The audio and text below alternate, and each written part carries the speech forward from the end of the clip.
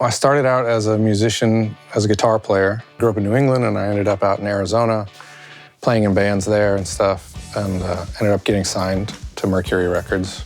We had made a record in Memphis at Ardent Studios, so I called up our producer and said, can you get me a job there? And I packed up my stuff and moved to Memphis, and then he couldn't get me a job there, but I ended up getting a job at another studio in Memphis and worked there for a couple of years at House of Blues. They were severely understaffed, so I got immediately thrown into sessions that I had no idea what I was doing.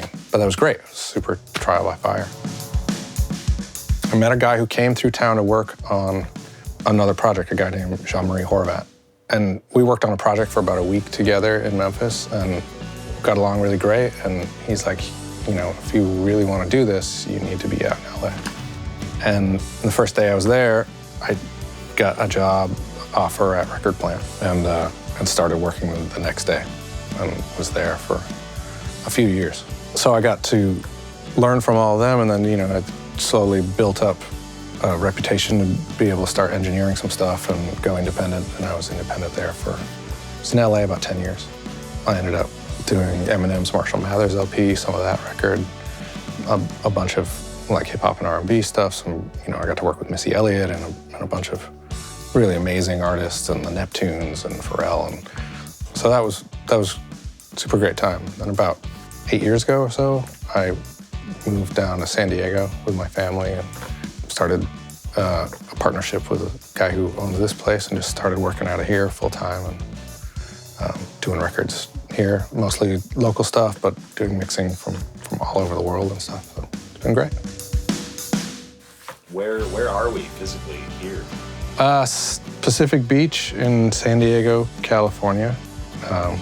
We're literally, like, the beach is right there, which is awfully nice.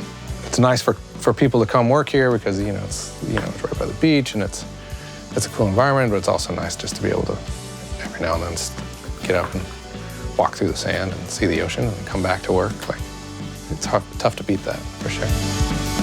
I've always approached it as a musician first. I think that it has helped sort of see what it's like to be. And I remember coming into a studio and being intimidated, and coming into a studio not really knowing what was going on and not feeling like I had control over it, and it being kind of a sterile environment and very sort of foreign.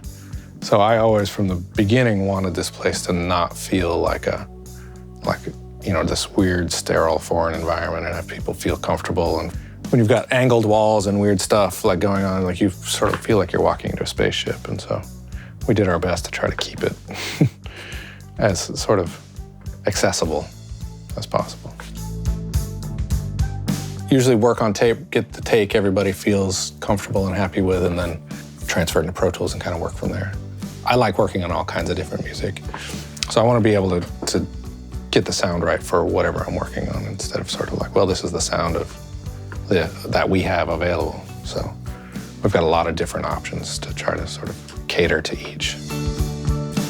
I've always gone through monitors and never found anything that I always felt like I loved. You know, I like something for a little while, and then I just sort of find things that I don't like about them or whatever, and then I start blaming my bad mixes on them, and then I move to something else. So looking for different monitor solutions, and really early on, we got the A7Xs. Right away, I noticed, like, I just didn't have to work as hard to get it to sound the way I wanted it to. Like, I just didn't feel like I was fighting them. It felt really easy to work with. And the other thing is, like, the ribbon tweeter to me, like, I don't know technically anything much about the differences between a ribbon tweeter or a dome tweeter or something, but I can just listen all day and not feel the same fatigue I do on other sets of monitors. So it just seems to like, it just helps me work like, without being in the way at all. I never feel like they're a factor, you know what I mean? And I don't get tired of listening to them. They're plenty loud, they've got tons of headroom, and I can hear everything I need to hear with them. So they're a perfect fit for this place and for what we're doing. You have to trust your monitors, like, that's the job. Like, I pulled in a mix today. I started playing the mix, and the center image was so solid to me on the A7Xs. Like, The stereo image is great. The left-right image is great. The separation is great. But the middle is what was so solid to me, where you feel like there's almost another speaker there, where you feel like they work so well together and that they put the image together so well that you sort of forget there are speakers there. You forget there's a left and a right, and it just sort of all sort of came at you, and everything was right where it was supposed to be. And that's a great feeling, obviously, like that's what you want. I don't want to hear speakers. I want to hear the music coming through them. And they do a great job of letting me forget that they're there. Having volume and headroom and enough power behind the monitors so that everyone can sort of feel that excitement that they felt on the floor when they were out there playing it, I think it's super important.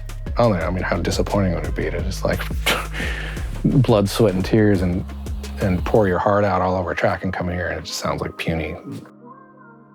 For me, if I know I'm mixing it, I want to do less work at the end. And also I want to utilize, like I have all this amazing, I do 90% of my mixes in the box. I want to use all this amazing outboard gear going in. So I'm using EQs and compression and stuff, and I'm making decisions. I have to trust monitors at every step. So even if, the A7Xs I'm using, they have a ton of headroom and I can push them and they're loud and exciting, I can still listen critically to them and trust that the choices I'm making are going to translate.